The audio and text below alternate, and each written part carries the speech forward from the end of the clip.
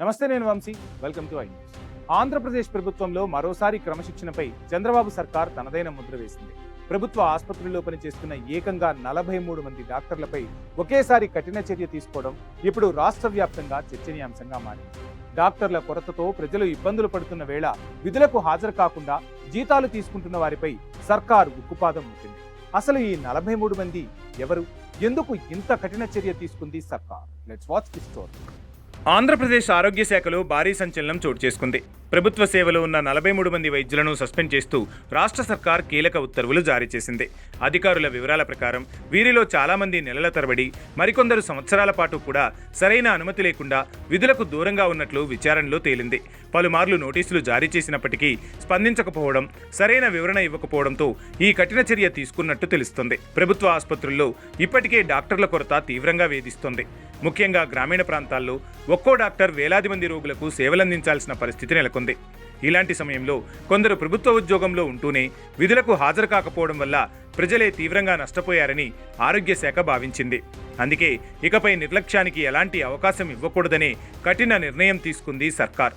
ఆరోగ్య శాఖ మంత్రి సత్యకుమార్ యాదవ్ కూడా ఈ అంశంపై స్పష్టమైన హెచ్చరిక జారీ చేశారు. ప్రభుత్వ ఉద్యోగం అంటే బాధ్యత అని, ప్రజల ప్రాణాలకు సంబంధించిన శాఖలో నిర్లక్ష్యాన్ని అస్సలు సహించబోమని తేల్చి చెప్పారు. నిజాయితీగా పనిచేసే ఉద్యోగులకు ప్రభుత్వం పూర్తిగా అండగా ఉంటుందని, విధులను విస్మరించే వారిపై కఠిన చర్యలు తప్పవని స్పష్టం చేశారు. ఈ చర్య ఒక్కరోజులో తీసుకున్న నిర్ణయం కాదని అధికారులు చెబుతున్నారు. గత కొన్ని నెలలుగా ప్రతి జిల్లా నుంచి హాజరు వివరాలు, బయోమెట్రిక్ రికార్డులు, సెలవుల సమాచారం, వివరణలు అన్నింటినీ పరిశీలించిన తర్వాతే ఈ జాబితా సిద్ధమైందని తెలుస్తోంది. అందుకే ఈ చర్యను ప్రభుత్వం పరిపాలనా సంస్కరణల్లో భాగంగా చూస్తోంది. ఇదే సమయంలో ప్రభుత్వ వైద్య వ్యవస్థను బలోపేతం చేసే పనిలో కూడా శరవేగంగా ముందుకు సాగుతోంది. ఇటీవలే 392 మంది కొత్త వైద్యులకు పోస్టింగ్ ఇచ్చింది. మరోవైపు ఖాళీ పోస్టుల భర్తీ, ఆధునిక వైద్య పరికరాల ఏర్పాటు, ప్రభుత్వ ఆసుపత్రుల మౌలిక సదుపాయాల మెరుగుదల వంటి కార్యక్రమాలను కూడా వేగవంతం చేస్తోంది. గతంలో వైద్యులు, నర్సులు, పారామెడికల్ సిబ్బంది కొరతపై అనేక విమర్శలు వచ్చిన నేపథ్యంలో ఇప్పుడు ఓవైపు కొత్త నియామకాలు, మరోవైపు విధులను నిర్లక్ష్యం చేసిన వారిపై కఠిన చర్యలు తీసుకోవడం ద్వారా ప్రభుత్వ ఆసుపత్రుల్లో జవాబుదారీతనాన్ని పెంచాలని సర్కార్ భావిస్తోంది. ఈ 43 మంది డాక్టర్లపై తీసుకున్న చర్యతో రాష్ట్ర వ్యాప్తంగా ఉన్న ఇతర ప్రభుత్వ ఉద్యోగులకు కూడా స్పష్టమైన హెచ్చరిక వెళ్లిందని విశ్లేషకులు చెబుతున్నారు.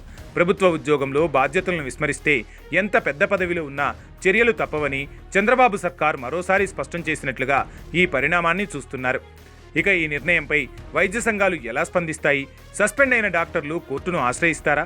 లేక ప్రభుత్వం మరిన్ని శాఖల్లో కూడా ఇలాంటి క్రమశిక్షణా చర్యలు చేపడుతుందా అన్నది ఇప్పుడు ఆసక్తికరంగా మారింది.